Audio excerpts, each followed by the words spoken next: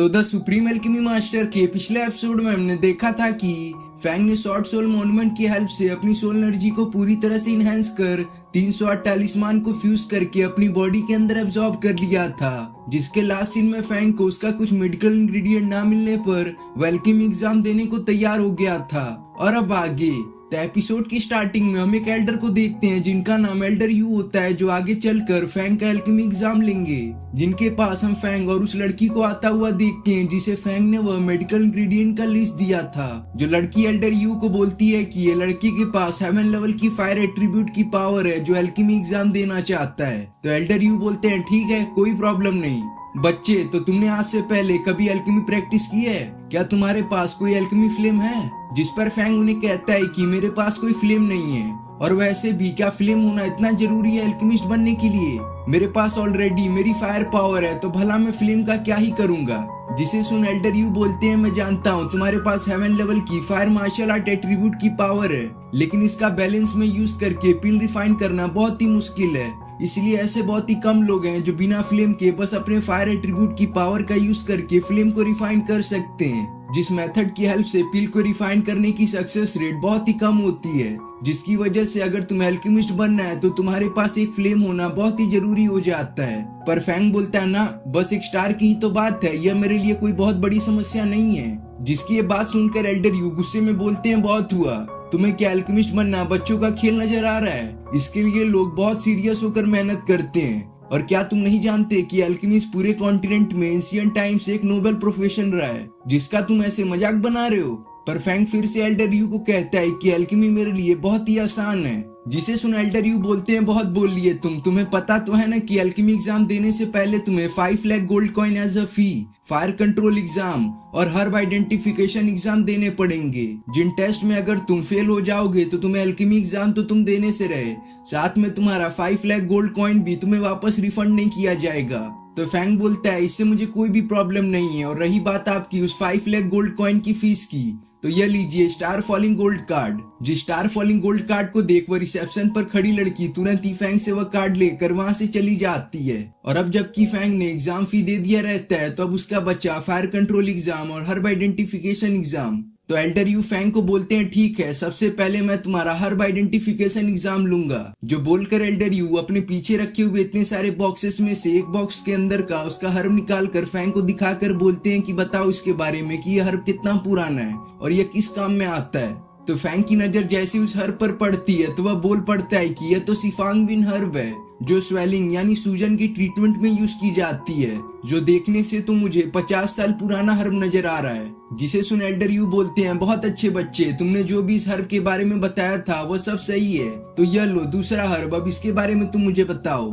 जिस हर्ब पर जैसी फैंग की नजर पड़ती है तो वह थोड़ी देर सोचने के बाद बोलता है कि यह तो स्विलिंग हर्ब है, जो किसी वाइट स्प्रिट पिल का एक इंग्रेडिएंट है। जिसका इस बार ये जवाब सुनकर एल्डर यू बहुत ज्यादा हैरान हो जाते हैं और बोलते हैं बहुत अच्छे बच्चे, लगता है कि तुम्हारे अंदर कुछ बात है जो तुम इतनी जल्दी इन हर्ब्स को पहचान पा रहे हो, तो ठीक है इस हर्ब को तुम पहचान कर बताओ तो मैं तुम्हें मानूं। तो फैंग इस बार के हर्ब को देखकर बोलता है कि यह तो ब्लड पेपर प्लांट है, जिसका अपीयरेंस टोटली ब्लड गैनोड्रोमा लिक्विडियन हर्ब की तरह नजर आ रहा है, पर असल में वह है नहीं, यह तो ब्लड पेपर प्लांट है, मैं 100% श्योर हूँ। पर एल्डर यू फैंग का यह जवाब सुनकर बोलते हैं नहीं, तुम यहाँ पर गलत हो, यह ब्लड पेपर प्लांट नहीं है बल्कि यह ब्लड गैनोड्रोमा लिक्विडियन हर्ब है। लेकिन फैंग उनकी यह बात को सुनकर बोलता है ना, यह ब्लड गैनोड्रोमा लिक्विडियन हर्ब नहीं है, यह ब्लड पेपर प्लांट है जिसके बारे में मैंने आपको अभी बताया। और अगर आपको मेरी बातों पर विश्वास नहीं हो रहा है तो आप इस हर्ब का एक कॉर्नर को कट कीजिए, अगर इसके अंदर से ब्लड निकलेगा तो यह ब्लड गैनोड्रोमा लिक्विडियन हर्ब है, और अगर इसके अंदर से ब्लड ना निकला तो यह मेरा बताया हुआ ब्लड पेपर प्लांट है। जिसकी यह बात सुनकर एल्डर यू बोलते हैं कि तुमने बोला और मैंने मान लिया, मैं क्यों मानूं कि यह ब्लड गैनोड्रोमा लिक्विडियन नहीं है? तो फैंग बोलता है ठीक है, मैं इस पर बेट लगाने को तैयार हूँ, वह भी 5 लाख गोल्ड कॉइन का, जिसमें अगर ये हर मेरा बताया हुआ ब्लड पेपर प्लांट ना निकला तो 5 लाख गोल्ड कॉइन आपकी है। जिसकी ये बेट वाली बात को सुनकर एल्डर यू बोलते हैं ठीक है, अगर तुम यहाँ पर हार गए तो तुम्हें मुझे वह 5 लाख गोल्ड कॉइन देने पड़ेंगे। जो बातें बोलकर एल्डर यू इस हर्ब को लेकर इसके कॉर्नर पर कट लगाते हैं। जिनके ऐसा करते इस हर्ब के कॉर्नर से थोड़ा सा भी ब्लड बाहर नहीं निकलता, जिससे फैंग ने जो इस हर्ब का नाम बताया था ब्लड पेपर प्लांट, वह बिल्कुल ही सही होता है। जो देखकर तो एल्डर यू की हालत बहुत ज्यादा खराब हो जाती है, क्योंकि फैंग ने इतनी आसानी से इस हर्ब का जो नाम बता दिया था, जिस हर्ब के बारे में तो एल्डर यू को भी कंफ्यूजन थी कि ये एक ब्लड गैलेंड्रोमा ल्यूकिडियन हर्ब है। और अब जबकि फैंग ने उस हर्ब का नाम सही बता दिया था जिसके बारे में एल्डर यू भी गलत थे, तो एल्डर यू फैंग को बोलते हैं कि ठीक है, तुमने इस एग्जाम को पास कर लिया और अब तुम्हारा बच्चा वो फ्लेम कंट्रोल एग्जाम, तो आओ मैं तुम्हें वहां ले चलता हूँ। जिसके बाद हम देखते हैं कि एल्डर यू फैंग को उस जगह पर ले आ चुके रहते हैं जहां पर अलग अलग टाइप के फ्लेम रखे हुए थे। जिन फ्लेम को देखने के बाद एल्डर यू फैंग को बोलते हैं कि तुम अपने सामने जो इतने सारे फ्लेम्स को देख पा रहे हो, ये सभी एंशिएंट टाइप के चले हुए आ रहे फ्लेम हैं, जो फ्लेम अपनी अपनी जगह पर बहुत ही पावरफुल हैं। तो तुम मुझे बताओ कि रियल फ्लेम और डीमन फ्लेम कितने टाइप्स के होते हैं। जिनकी ये बात सुनकर फैंग उन्हें बताता है कि रियल फ्लेम के 4 टाइप्स हैं और वही डीमन फ्लेम के 2। जो आंसर फैंग का बिल्कुल ही करेक्ट होता है, इसलिए एल्डर यू फैंग को बोलते हैं कि बहुत अच्छे बच्चे, लगता है कि तुम्हें फ्लेम का काफी अच्छा नॉलेज है, पर असल एग्जाम तो तुम्हारा अब स्टार्ट होगा यहाँ, जिसमें तुम अपने सामने यह जो इतने सारे फ्लेम्स को देख पा रहे हो, इनमें से तुम्हें किसी एक फ्लेम को कंट्रोल करना पड़ेगा, वह भी बहुत कम समय के अंदर। तो चलो फटाफट स्टार्ट कर दो, तुम्हारा समय स्टार्ट होता है अब से। जिसका काउंटडाउन स्टार्ट होते ही फैंग तुरंत ही वहां के प्लेटफॉर्म पर खड़े होकर अपने किसी टेक्निक का यूज करके इन फ्लेम को कंट्रोल करने की प्रोसेस स्टार्ट कर देता है, जिसमें फैंग अपनी बॉडी में मौजूद स्पिरिचुअल एनर्जी को बाहर निकालते हुए इन फ्लेम को कंट्रोल करने की कोशिश करता है। जिसमें शुरुआत में तो फैंग के इस प्रोसेस का कोई भी इफेक्ट नजर नहीं आ रहा था और वो फ्लेम अपनी जगह पर ही अड़े हुए थे, पर जब फैंग अपनी इस टेक्निक को कुछ और समय तक परफॉर्म करना जारी रखता है, तब अचानक से इन फ्लेम में हरकत होती है, जो फ्लेम अचानक से अपनी जगह से हटकर फैंग के अगल बगल घूमने लगते हैं। और यहाँ पर फैंग ने इस रूम में मौजूद जितने भी फ्लेम्स थे उन सभी को कंट्रोल कर लिया था, जिसकी वजह से इतने सारे फ्लेम्स अब फैंग के अगल बगल घूमने लगे थे। जिन फ्लेम को ऐसा करता देख दूर से ये सब देख रहे एल्डर यू की हालत बहुत ज्यादा खराब हो जाती है, क्योंकि आज से उन्होंने ऐसा कुछ पहले होता नहीं देखा था कि एक बंदा इतने सारे फ्लेम को कंट्रोल कर पा रहा है, वो भी इतनी यंग एज में। लेकिन इसके बावजूद एल्डर यू अपनी इस हैरानी को जाहिर नहीं होने देते और फैंग को बोलते हैं बस करो बच्चे, तुमने इस एग्जाम को भी पास कर लिया।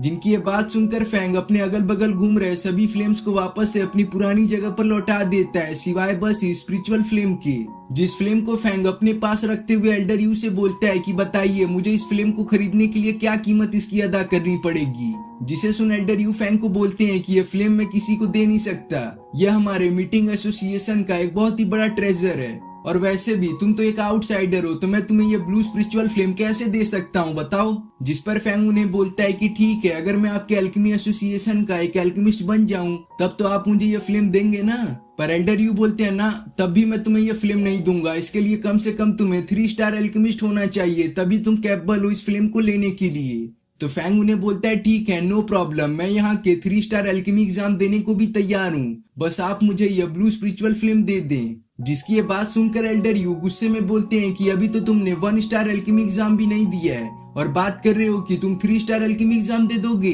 क्या मजाक हो रहा है यहाँ पे। लेकिन चलो मैंने मान लिया कि तुमने 3 स्टार एल्केमी एग्जाम को भी पास कर लिया, पर इसके बावजूद मैं तुम्हें यह ब्लू स्पिरिचुअल फ्लेम नहीं दे सकता हूँ, क्योंकि ये मैंने तुम्हें पहले ही बताया कि हमारे मीटिंग हॉल का एक बहुत ही इंपॉर्टेंट ट्रेजर है। जिनकी ये बात सुनकर फैंग थोड़ी देर सोचने के बाद उन्हें बोलता है कि मैं आपसे एक डील करना चाहता हूँ, जिस डील को अगर आपने एक्सेप्ट कर लिया तो इसमें आपका बहुत ही ज्यादा फायदा होने वाला है। तो सुनिए, अगर आपने मुझे यह ब्लू स्पिरिचुअल फ्लेम दे दिया तो मैं आपको इसके बदले ग्रेट जायंट स्पीड गैदरिंग पिल देने को तैयार हूँ, जो कि एक अल्टीमेट मिस्ट्री एलेक्सिर है। तो बताइए आपको ये डील कैसी लगी। जिसे सुन एल्डर यू फैंग से सवाल करते हैं कि स्पीड गैदरिंग पिल और तुम्हारे इस ग्रेट जायंट स्पीड गैदरिंग पिल में क्या डिफरेंस है। जिस पर फैंग उन्हें बताता है कि स्पीड गैदरिंग पिल एक लो ग्रेड का मिस्टीरियस पिल है, और वहीं मैं आपको जो यह ग्रेट जायंट स्पीड गैदरिंग पिल दे रहा हूँ यह एक अल्टीमेट मिस्ट्री एलेक्सिर है। तो बताइए उस स्पीड गैदरिंग पिल और मेरे इस पिल के बीच में कोई कंपैरिजन हो सकता है। इसमें साफ मेरा पिल सबसे ज्यादा स्ट्रॉन्ग निकलेगा।